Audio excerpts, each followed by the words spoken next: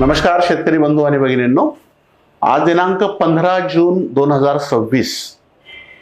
मी परत एकदा सांगतो 15 जून 2026, कारण काही व्हिडिओ मागचे पाहिले तर 25चे 24चे व्हिडिओ परत शेतकऱ्यांना पाहून त्यांना वाटतं की तारीख चुकले का, पण हा आजचा अंदाज म्हणजे 15 जून 2026चा आणि हा अत्यंत महत्त्वाचा मान्सून अपडेट आहे, अत्यंत महत्त्वाचा अंदाज आहे.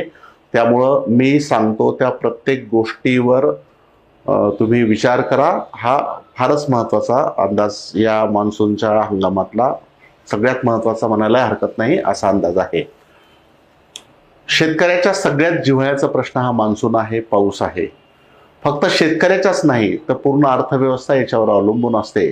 त्यामुळं प्रत्येक नागरिकाच्या जीवनातला किंवा त्याच्या महत्त्वाचा भाग म्हणजे मान्सून किंवा पाऊस किंवा दुष्काळ किंवा अतिवृष्टी आहे. त्यामुळं आपल्याला आपण मागच्या जवळपास 17 वर्षापासून हवामानाचा अंदाज आणि कृषी सल्ला देत आलो आहे. वस्तुस्थितीनुसार किंवा प्रॅक्टिकल जे आहे तेच आपण सांगण्याचा प्रयत्न करतो. कुठलीही खोटी आशा दाखवणे किंवा काहीतरी अवाढव्य भव्य सांगणं हे आपण आतापर्यंत केलं नाही, किंवा भीती दाखवणं हे सुद्धा आपण आतापर्यंत केलं नाही.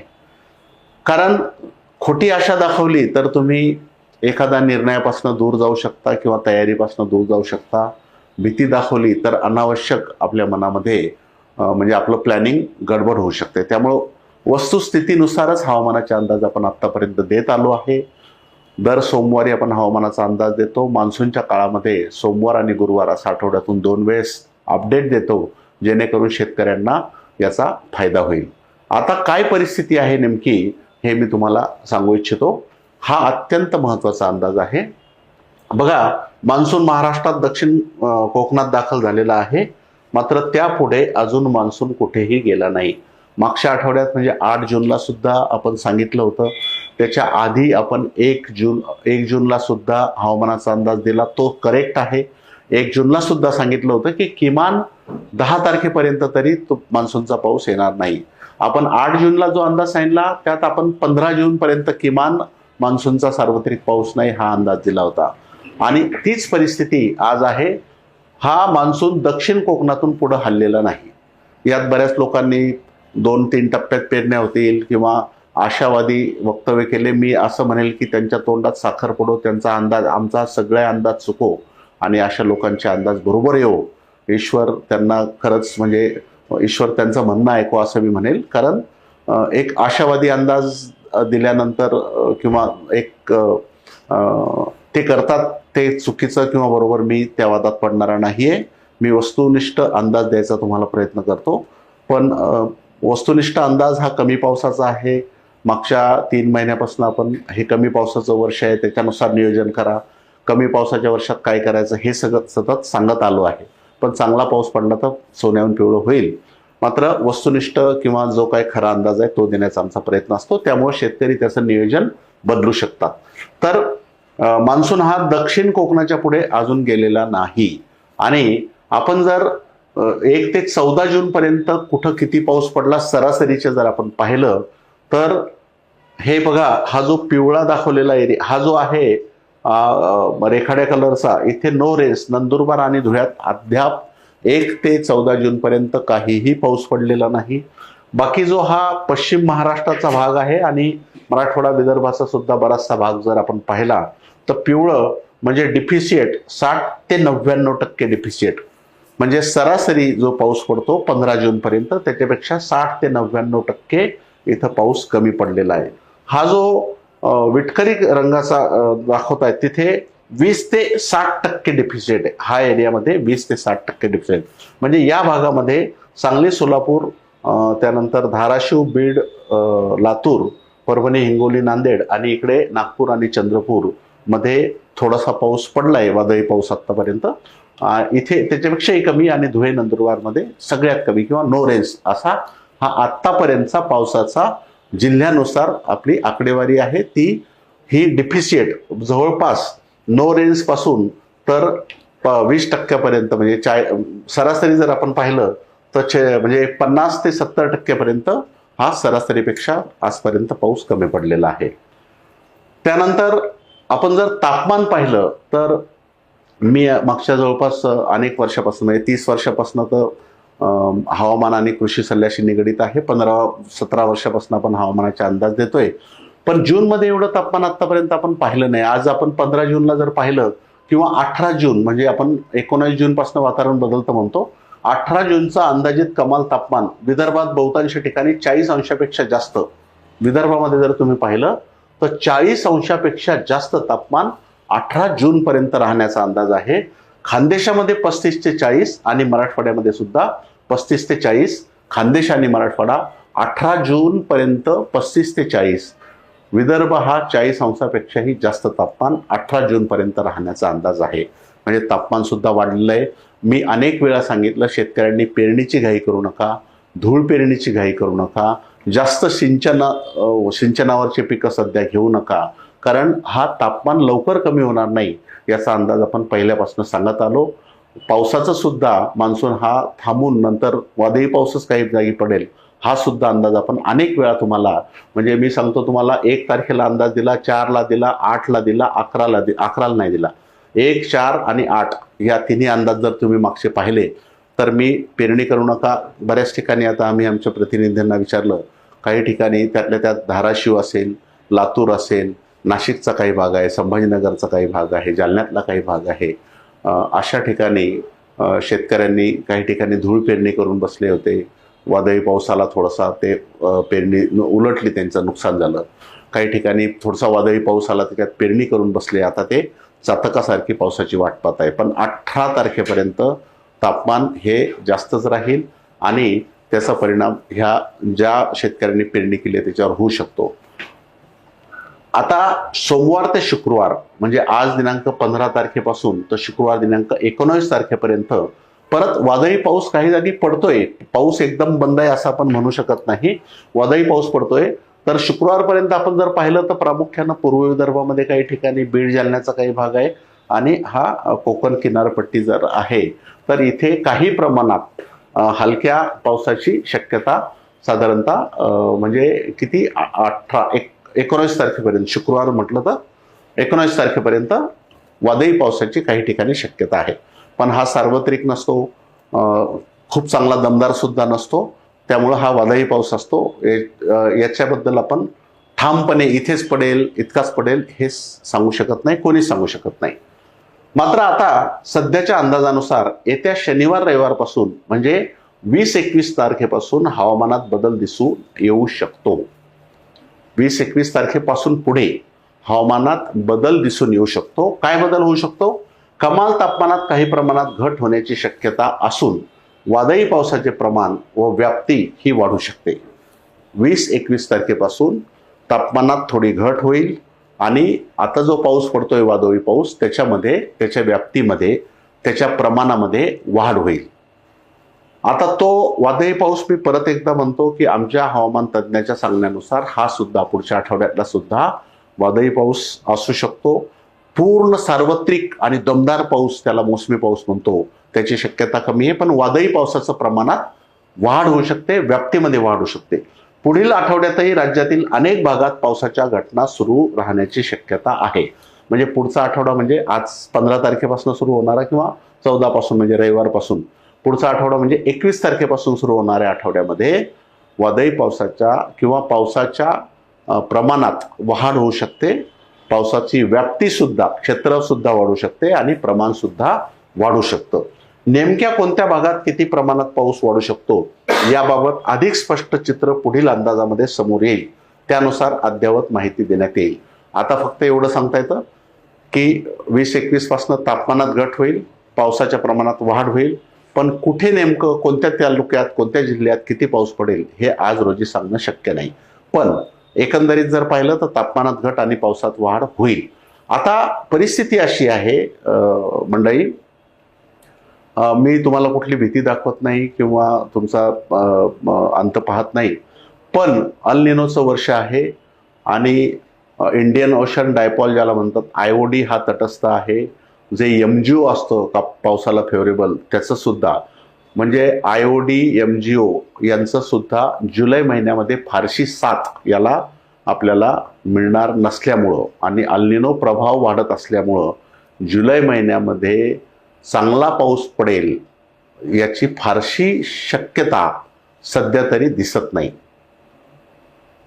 पडेल, कमी पडेल, जास्त पडेल, कधी पडेल हे आज सांगणं आपण योग्य नाही. फार पुढचा अंदाज आपण कधी देत नाही. पण आजच्या स्थितीनुसार IOD, MGO आणि म्हणजे हे तटस्थ आहे किंवा याच्यापासून आपल्याला काही फारसा फायदा होत नाही, पण अल निनोचा प्रभाव थोडासा वाढतोय. त्यामुळं आता परिस्थिती अशी आहे की हा जो पुढच्या आठवड्यातला पाऊस आहे त्याच्यात आपण काय निर्णय घ्यावा. पुढे जर त्याच्यानंतर जुलैमध्ये फारसा पाऊस नाही म्हटलं किंवा कमी पाऊस आहे म्हटलं तर आपण काय निर्णय घ्यावा. तर त्यासाठी शेतकऱ्यांसाठी अत्यंत महत्त्वाची सूचना, शेतकऱ्यांनी आपल्या स्थानिक परिस्थितीनुसार पेरणी, धूळ पेरणी, लागवडीचा निर्णय घ्यावा. म्हणजे आता समजा काही ठिकाणी वादळी पाऊस पडला, तुम्ही पेरणी केली, परत 20-21 तारखेनंतरच्या आठवड्यामध्ये एखाद दोन पाऊस पडले तर ती पेरणी सक्सेस होऊन जाईल. धूळ पेरणी केली आणि त्याच्यावर चांगला पाऊस पडला तरी सक्सेस होईल. पण हा सगळीकडे चांगला पाऊस पडेल का याची खात्री नाही. कुठं कमी पाऊस पडला तर बियाणं वाया जाऊ शकते, पेरणी उलटू शकते.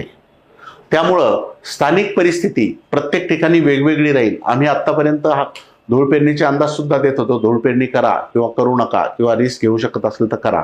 पण यावेळेस तसं सांगणं थोडंसं रिस्की आहे. त्यामुळे स्थानिक परिस्थिती कशी असेल त्या स्थानिक परिस्थितीनुसार मी तुम्हाला पुढचा अंदाज थोडक्यात दिलाय की पुढच्या आठवड्यात कशी परिस्थिती राहील, त्याच्या पुढे सुद्धा कशी परिस्थिती राहील. त्यानुसार एक बऱ्याच मंडळीचं साधूही शकतं, एखाद्या वेळेस एखाद्याचं नुकसान येऊ शकतं. पण मला ती रिस्क घेणं, स्थानिक परिस्थितीनुसार तुम्ही त्याचा आपण निर्णय घेतला पाहिजे. पेरणी करायची नाही करायची, का धूळ पेरणी करायची का नाही करायची, हा स्थानिक परिस्थितीनुसार तुम्ही निर्णय घ्या. कारण आम्हाला इथं बसून तुमची स्थानिक परिस्थिती तुमच्यापेक्षा चांगली माहीत राहू शकत नाही. त्यामुळं आपण आपल्या स्थानिक परिस्थितीनुसार पेरणी, धूळ पेरणी किंवा लागवडीचा आपण निर्णय घ्यावा. त्यासाठी आम्ही काही शिफारस करणं हे योग्य ठरणार नाही. मी फक्त तुम्हाला पुढच्या अनेक दिवसाचा अंदाज यासाठी दिला की त्यानुसार तुम्ही त्याचा आपण अवलंब करावा. आता कमी पावसाच्या वर्षात करण्याच्या उपाययोजना, मी यापैकी आता ज्या उपाययोजना सांगतोय त्यापैकी अर्ध्या गोष्टी मी यापूर्वी सुद्धा सांगितल्या होत्या. याचे व्हिडिओ सुद्धा आपण बनवले, शॉर्ट सुद्धा बनवले. आता थोडंसं सविस्तर किंवा जास्त खबरदारी आपण काय काय घेऊ शकतो त्याबद्दल आपण प्रत्येकानं हे मन लावून ऐका, ही महत्त्वाची गोष्ट आहे. त्यामुळं सगळ्यात पहिलं कमी पावसाचं वर्ष आहे हे तर आपण मान्यच करायला पाहिजे. आणि कमी पावसाच्या वर्षामध्ये पहिली गोष्ट म्हणजे शक्यतो पाण्याचा प्रत्येक थेंब शेतात मुरेल अशी व्यवस्था करा. मी हे पहिल्यापासून सांगत आलोय, मार्च महिन्यापासून मी सांगतोय, प्रत्येक व्हिडिओमध्ये सांगतो की पाणी शेतातून वाहून जाणार नाही यासाठी आपण काय करू शकतो. बेड जर केले त्याच्यावर लागवड किंवा पेरणी केली तर अत्यंत उपयुक्त. म्हणजे बेड ओलांडून पाणी जाऊ शकत नाही, गेलंही तरी ते आपल्याला जेवढं पाहिजे तेवढं पाणी तिथं मुरू शकतं. समजा बेड नाही शक्य झाले तर BBF पद्धतीने पेरणी करा. BBF शक्य नाही झालं तर 4-5 तासानंतर 1 तास सोडून द्या आणि तिथं सरी पाडा.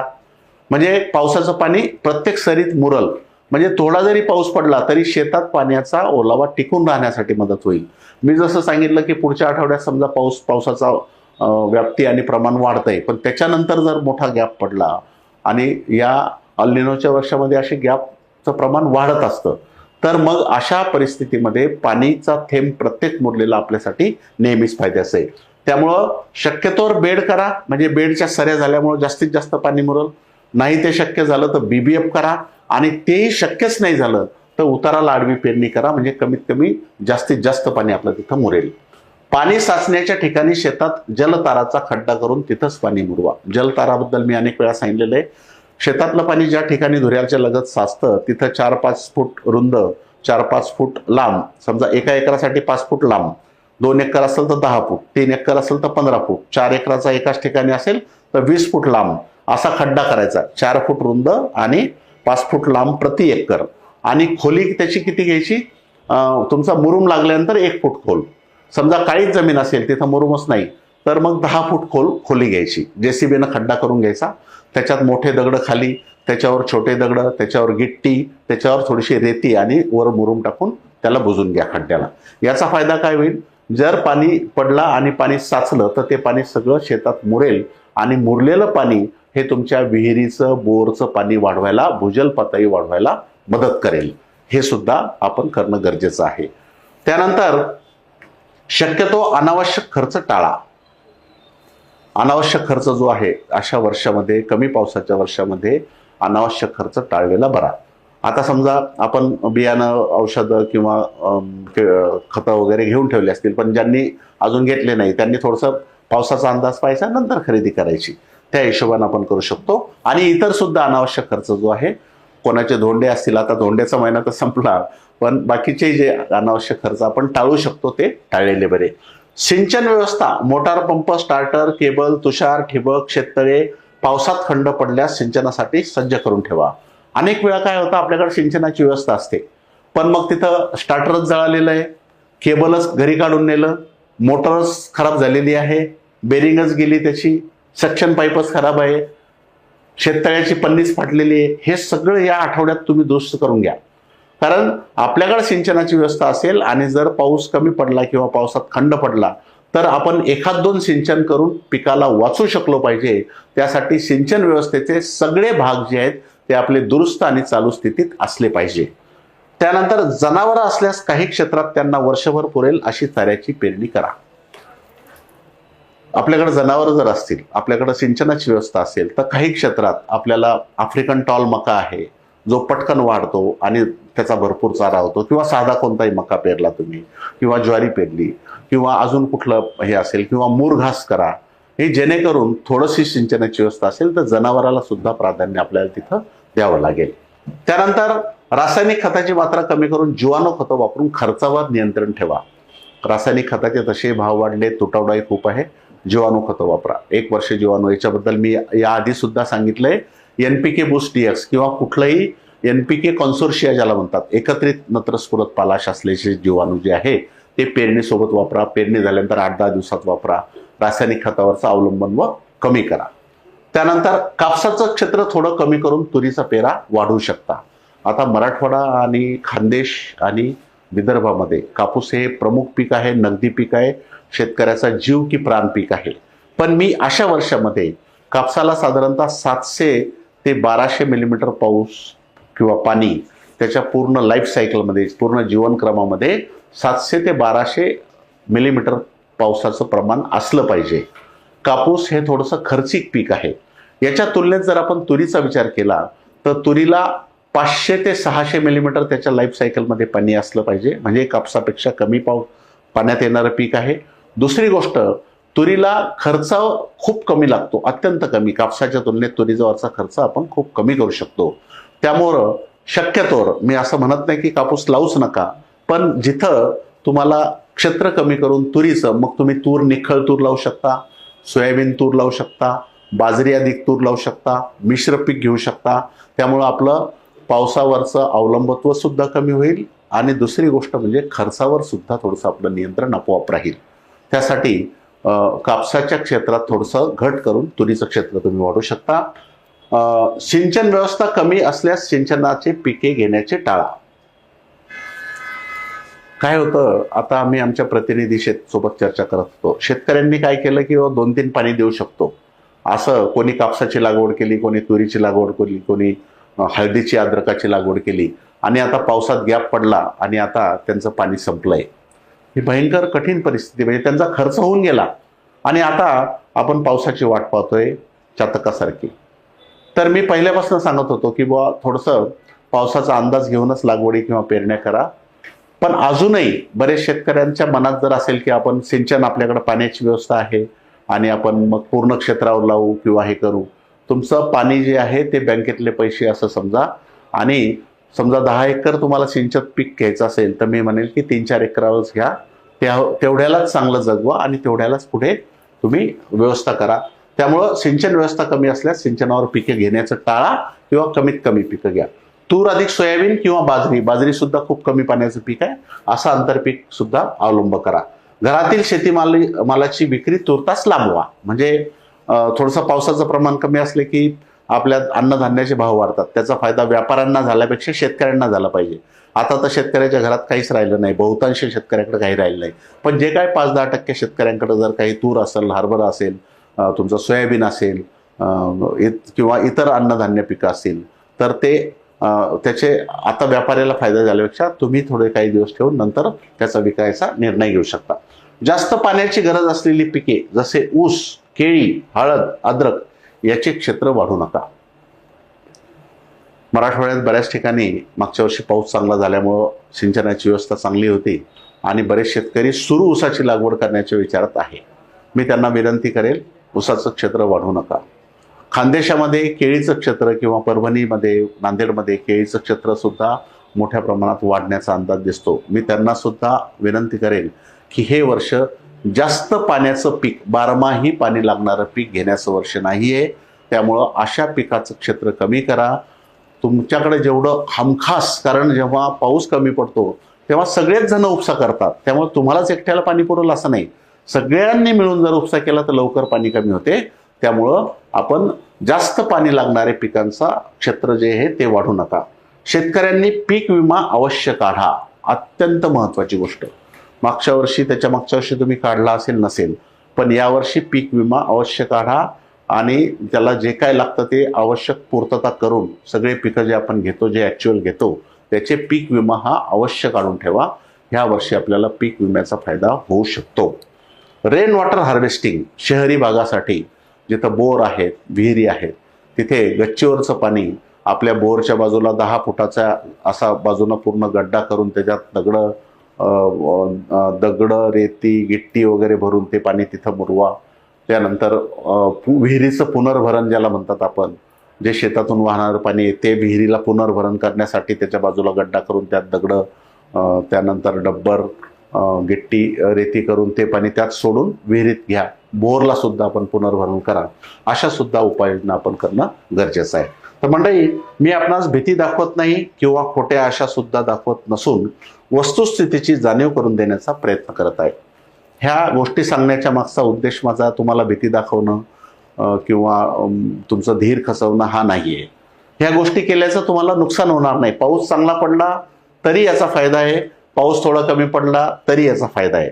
त्यामुळं माझा उद्देश असा आहे की तुमचं नुकसान कमीत कमी व्हावं किंवा या गोष्टी केल्यामुळं तुम्हाला अडचण येऊ नये. पाऊस चांगला पडला तर फार आपण ईश्वराचं म्हणजे प्रार्थना करतोच, ईश्वराला प्रार्थना करू आपण चांगलाच पाऊस दे.